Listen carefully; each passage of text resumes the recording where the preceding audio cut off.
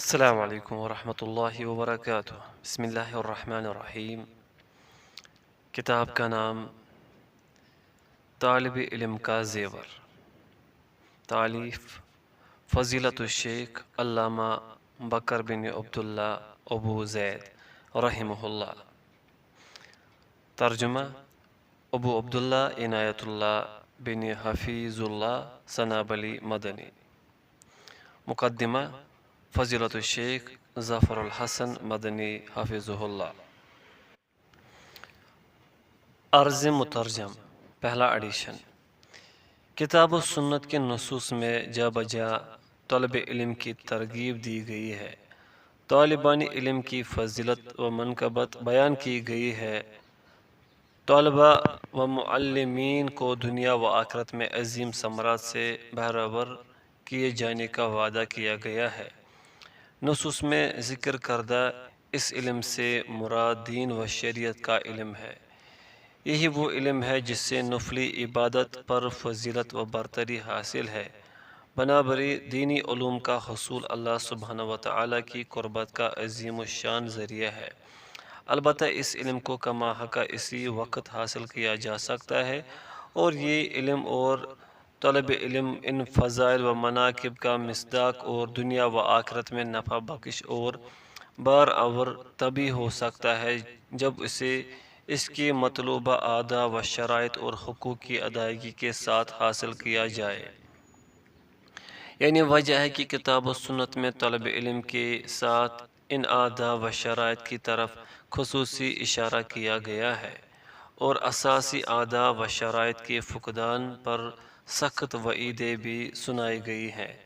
چنانچہ ایک حدیث میں طلب علم کے آداب بیان کرتے ہوئے نبی کریم صلی اللہ علیہ وسلم کا ارشاد ہے، جو اس لیے علم حاصل کرے تاکہ اس کے ذریعے علماء پر فخر کرے، نادانوں سے بحث و تکرار اور جھگڑا کرے، اور اس کے ذریعے لوگوں کے چہروں کو اپنی جانب پھیرے، تو اللہ تعالیٰ اسے جہنم میں داخل فرمائے گا۔ ابن ماجہ صحیح الجامع۔ اسی طرح حسن بصری رحمہ اللہ فرماتے ہیں،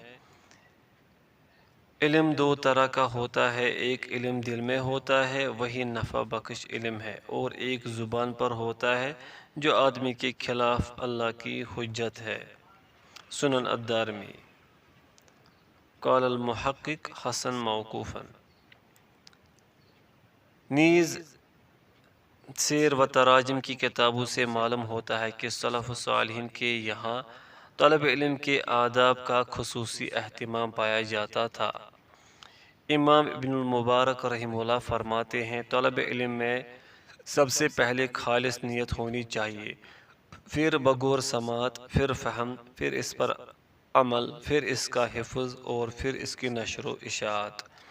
نیز فرماتے ہیں، میں نے علم 20 سال حاصل کیا، جبکہ ادب 30 سال حاصل کیا، اور سلف صالحین علم سے پہلے ادب حاصل کیا کرتے تھے۔ زیر نظر رسالہ طالب علم کا زیور بھی عالم اسلام کے معروف ویگانہ محقق علامہ بکر ابو زید رحمہ اللہ کی اس موضوع پر نہایت جامع رسالہ حلیۃ طالب علم کا ترجمہ ہے، جس سے میں نے خود اپنی ذات اور پھر جو یعنی علم کے افادہ کی غرض سے اردو کالم میں ڈالنے کی کوشش کی ہے، کیونکہ ہم طلبہ علم کے یہاں بالعموم ان آداب کی بابت افسوسناک حد تک کوتاہی پائی جاتی ہے، الا من رحم اللہ۔ رسالہ کی اہمیت کے لیے اتنا ہی کافی ہے کہ یہ علمی حلقوں میں نہایت مقبول ہے، حتیٰ کہ علامہ ابن عثیمین رحمہ اللہ نے اس کی اہمیت و افادیت کے پیش نظر اس کی شرح فرمائی ہے، جو مطبوع و متعدد اول ہے۔ اس رسالہ کی اشاعت پر میں سب سے پہلے اللہ ذوالکرم کی توفیق ارزانی پر اس کا بے انتہا شکر گزار ہوں۔ فلہ الحمد اولا آخرہ، بعدہ امیر محترم صوبائی جمعیت اہل حدیث ممبئی شیخ عبدالسلام سلفی حفظ اللہ کی سپاس گزار ہوں، جو منہج و مسلک سلف کی مشن میں ہمیشہ رواں دواں رہتے ہیں۔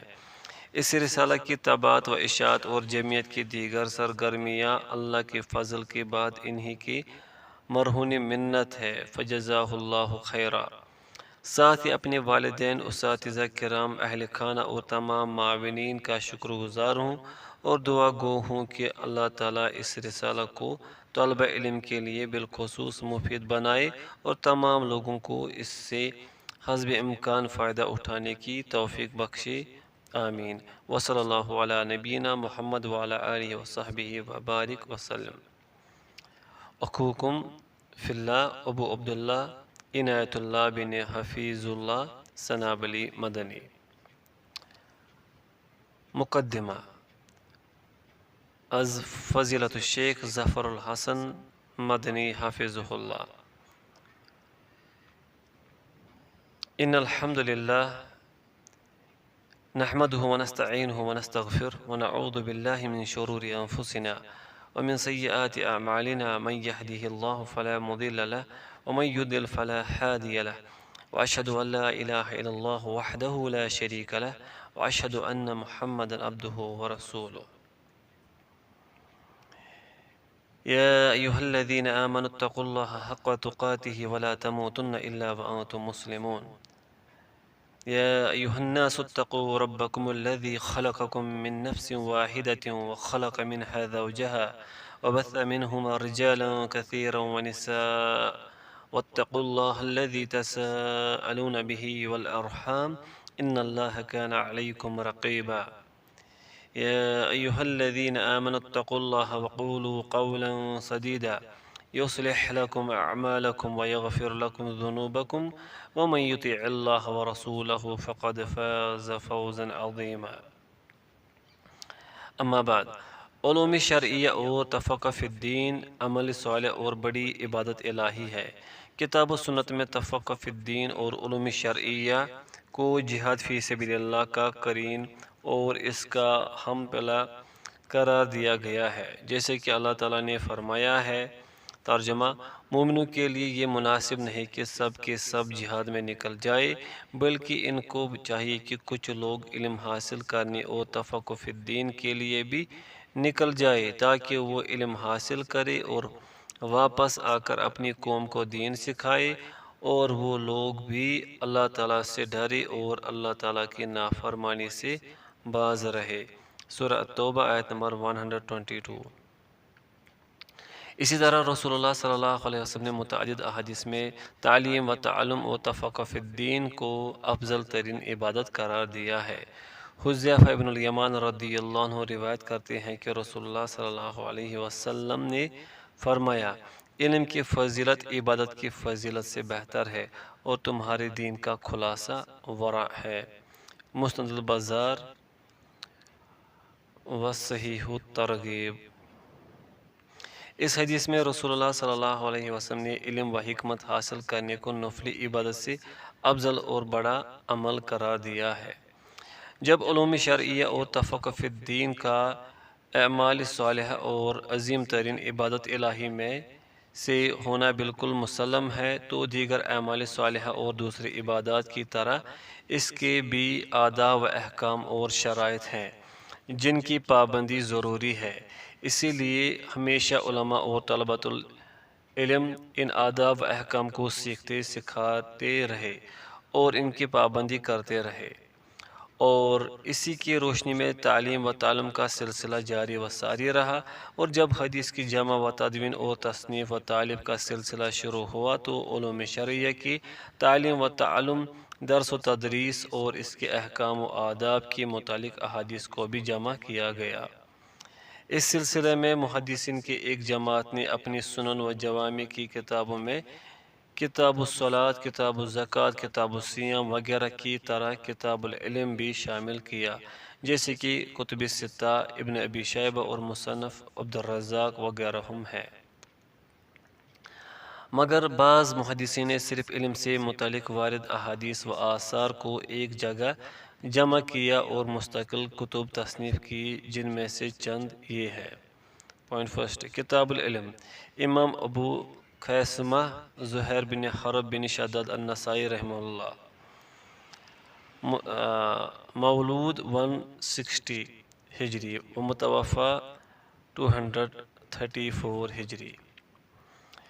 پوائنٹ سیکنڈ، اقتضاء العلم العمل والجامع الاخلاق الراوی والمروی والفقی والمتفق وغیرہ للامام ابو بکر احمد بن علی بن ثابت الخطیب البغدادی، مولود 392 ہجری و متوفہ 462 ہجری۔ پوائنٹ 3، جامع بیان العلم و فضلہ للامام ابو عمر یوسف بن عبد البر، متوفہ 463 ہجری۔ رسول اللہ صلی اللہ علیہ وسلم اور صحابہ کرام رضوان اللہ علیہم اجمعین اور اسلاف امت طلبۃ العلم کو ان آداب کے اپنانے کی برابر تاکید کرتے رہے۔ عبداللہ بن عباس رضی اللہ عنہما روایت کرتے ہیں کہ رسول اللہ صلی اللہ علیہ وسلم نے فرمایا، لوگوں کو تعلیم دو اور ان کے ساتھ آسانی کا معاملہ کرنا، سخت رویہ نہیں اپنانا، اور اگر کبھی کسی بات پر تمہیں غصہ آ جائے تو خاموش ہو جانا۔ مسند بازار۔ ابو ہریرہ رضی اللہ عنہ فرماتے ہیں کہ رسول اللہ صلی اللہ علیہ وسلم نے فرمایا، لوگوں کو تعلیم دو اور سکھاؤ، اور ان کے ساتھ سختی سے پیش نہ آؤ، کیونکہ معلم معنت سخت غیر سے بہت اچھا ہوتا ہے۔ ابو داؤد الطیالسی۔ عمر بن الخطاب رضی اللہ عنہ فرماتے تھے کہ علم حاصل کرو اور علم کے ساتھ وقار، سنجیدگی اور متانت بھی سیکھو، اور جن سے علم سیکھتے ہو اور جن کو سکھاتے ہو ان کے ساتھ تواضع و انکساری اختیار کرو، اور لوگوں کے ساتھ کبر و غرور اور جبر و اکراہ کرنے والے نہ بنو۔ ابو نعیم فی الحلیہ۔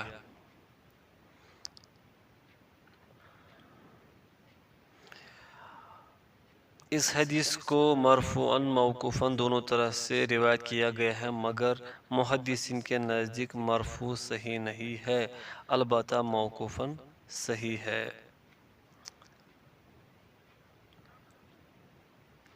اسی طرح ابو ہریرہ رضی اللہ عنہ طلبۃ العلم سے فرماتے تھے کہ علم سیکھو اور علم کے لیے وقار، سنجیدگی اور متانت بھی سیکھو، اور جن سے علم سیکھتے ہو ان کے ساتھ ہمیشہ تواضع و انکساری سے پیش آؤ۔ طبرانی فی الاوسط۔ یہ حدیث بھی مرفوعاً مروی ہے، مگر سند درست نہیں ہے۔ امام الزہری رحمہ اللہ کہتے تھے کہ اللہ کی عبادت کے لیے علم دین جیسی کوئی چیز نہیں۔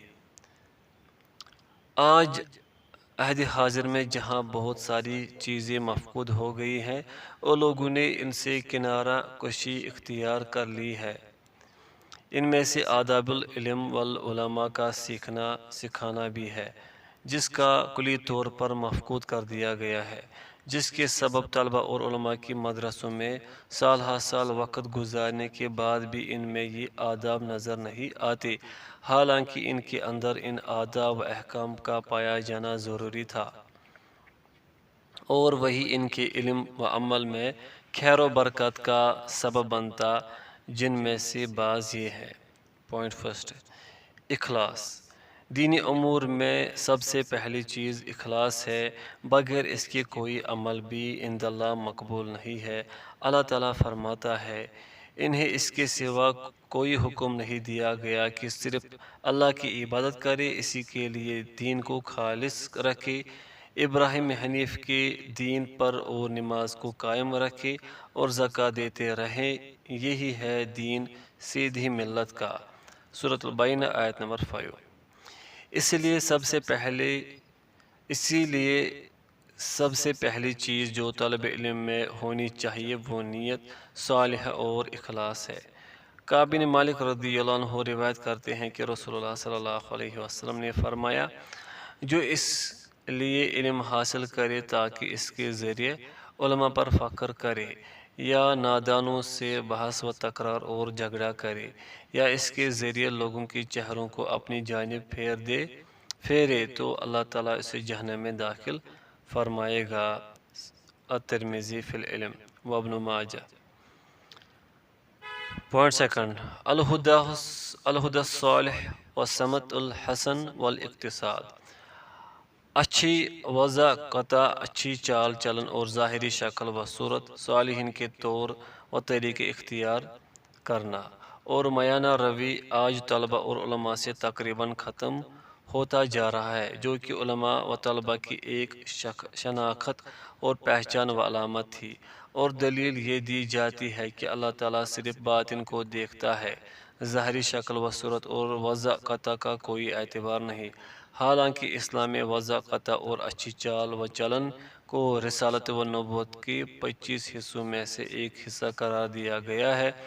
عبداللہ بن عباس رضی اللہ عنہما روایت کرتے ہیں کہ رسول اللہ صلی اللہ علیہ وسلم نے فرمایا، الحدی الصالح والسمت الصالح والاقتصاد جزء من 25 جزءا من النبوة۔ الادب المفرد۔ اس روایت میں ہدی صالح، سمت حسن اور میانہ روی کو نبوت و رسالت کے 25 حصوں میں سے ایک حصہ قرار دیا گیا ہے۔ علماء و صلحاء کے طور و طریقے اور ان کی وضع قطع کی ضرورت و اہمیت کے پیش نظر امام بخاری رحمہ اللہ نے اپنی صحیح کی کتاب الادب میں باب قائم کیا ہے۔ چنانچہ امام بخاری رحمہ اللہ لکھتے ہیں،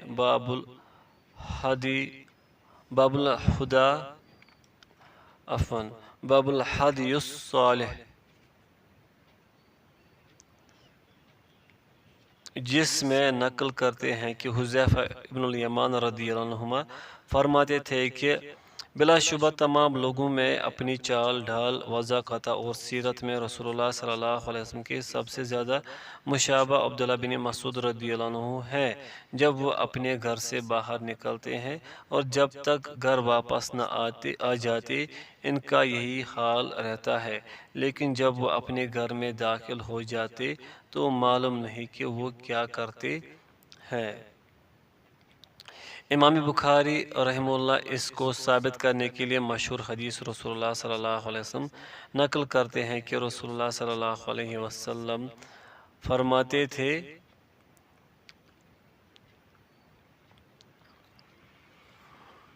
ان احسن الحدیث کتاب اللہ و احسن الحدی حدی محمد صلی اللہ علیہ وسلم۔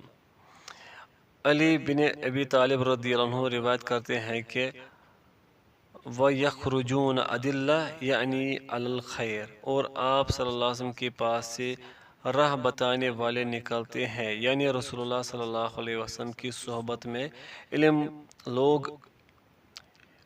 لوگ علم حاصل کرتے ہیں اور لوگوں کو راہ بتانے والے بن کر نکلتے ہیں۔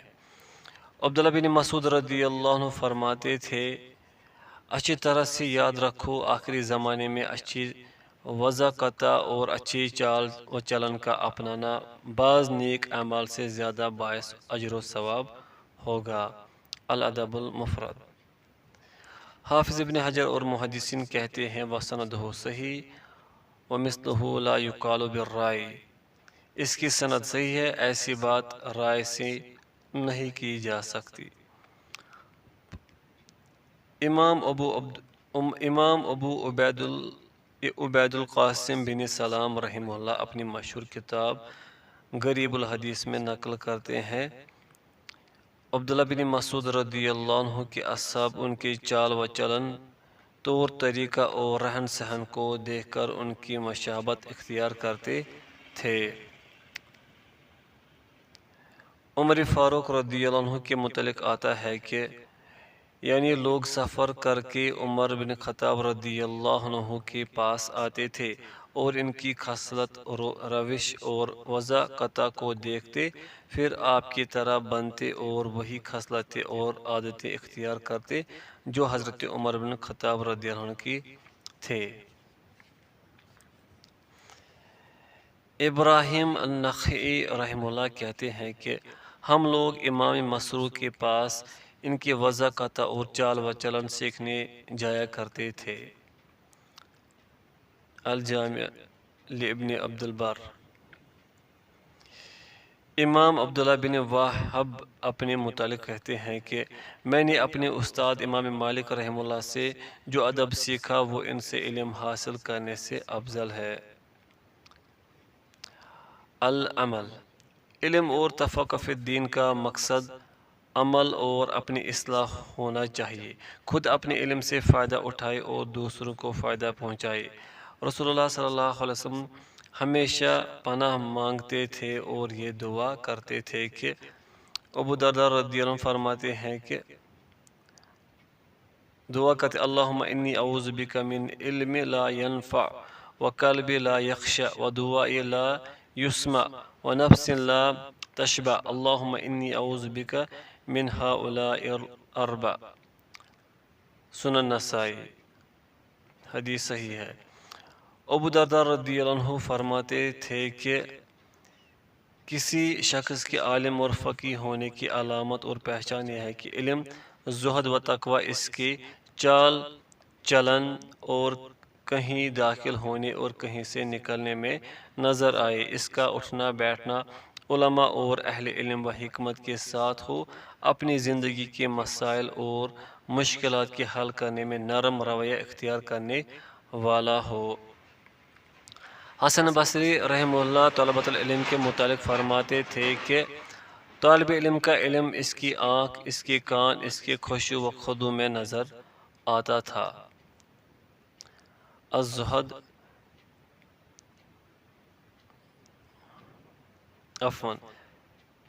ابن المبارک فی الزہد۔ طالب علم کا علی بن ابی طالب رضی اللہ عنہ فرماتے تھے کہ انما الفقیہ الزاہد فی الدنیا البصیر بدینہ المداوم علی عبادت ربہ عز وجل۔